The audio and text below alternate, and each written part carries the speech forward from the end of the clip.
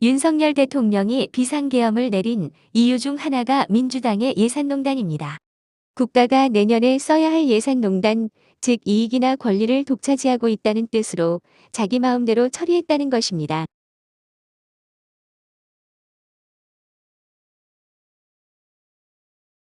그러니까 반국가 단체라는 바로라는 대한민국 파괴 세력들이 국가 예산을 제 마음대로 처리하여 국가 경영을 못하게 개판으로 만들어 놨다는 것입니다. 윤 대통령은 이 또한 반국가 단체들의 준동으로 보았습니다.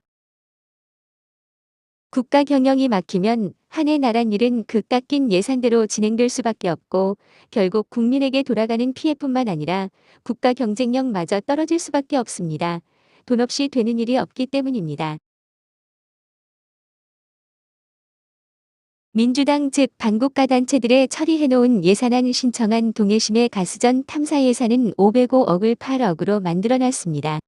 이는 아예 하지 말라는 뜻입니다. 대한민국은 에너지 독립을 해야 할 시급한 처지에 있습니다. 과거 몇 차례에 걸친 석유 파동으로 인해 우리 산업 전반의 위기에 처한 적이 있습니다. 그때마다 에너지 자원이 없음을 얼마나 통탄했는지 모릅니다.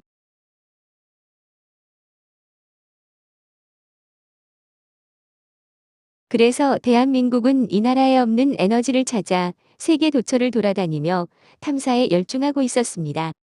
그러나 설사 발견을 해도 돈을 지급하고 가져와야 하는 실정에서 한 발도 나아지지 않고 있습니다.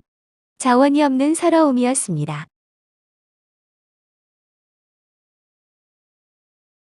이러한 상황에서 동해 대왕고래 구조에서 수십 조의 달한 가수와 석유가 있다는 소식이었습니다. 다른 나라가 아닌 우리나라 바다에 석유와 천연가스가 매장되어 있다는 국가적 경사였습니다. 그러나 민주당 우상호는 이 천연가스를 윤석열 치가 묻어놨냐는 비아냥을 보냈습니다. 그리고 민주당 반국가 단체들은 이 탐사 예산을 505억 원을 8억 원으로 줄여놨습니다. 탐사하지 말고 8억 원으로 시추 장비나 관리하라는 뜻일 겁니다. 가스전 시추는 민주당 반국가 세력들의 반국가 행위가 틀림없습니다.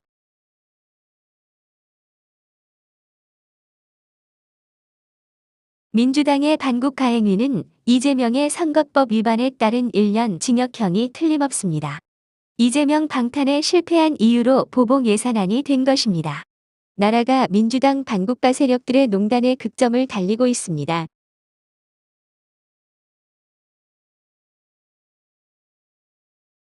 이런 악감정은 다른 예산안에서도 여실히 드러납니다. 청와대 활동비는 아예 0원입니다. 82억 원이 신청된 예산안이었습니다. 청와대 활동이 중단될 것입니다. 문재인 김정숙은 이 예산을 충분히 활용해서 지급된 돈을 관봉권 삐지가 있는 그대로 옷을 샀다는 그 예산입니다.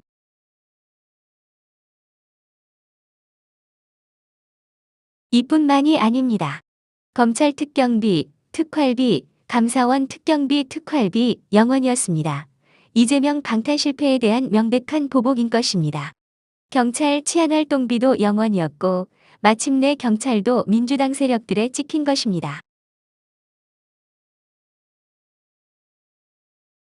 의료개혁을 위한 전공의 사업도 3,678억 원에서 무려 1,000억 원이 깎였습니다. 따라서 의료개혁도 물 건너갈 가능성이 높아졌습니다. 다른 예산도 마찬가지입니다.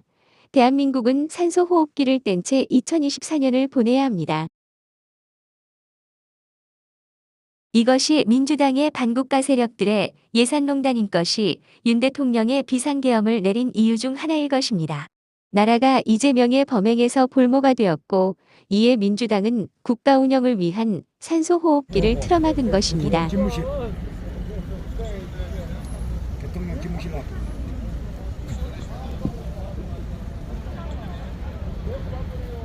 비상계엄이 아니라 다시 5.16 혁명이 일어나는 한이 있더라도 국가는 미래를 향해 나아가야 합니다. 발전을 향한 걸음이 중단되어서는 안 됩니다. 그러나 민주당은 대한민국의 다리를 부러뜨리고 있는 것입니다.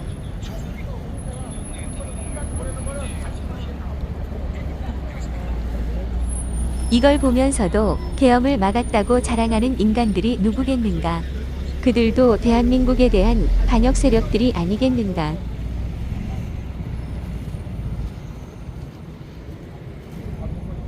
이제 대한민국은 탄핵을 주장하는 무논리 막무가내 세력들과 대한민국을 방어하는 세력 둘로 나뉘게 되었습니다.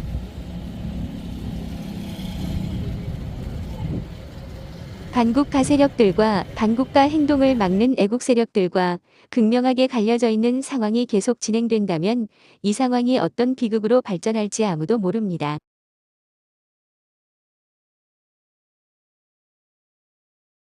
안타까운 마음만 간절합니다.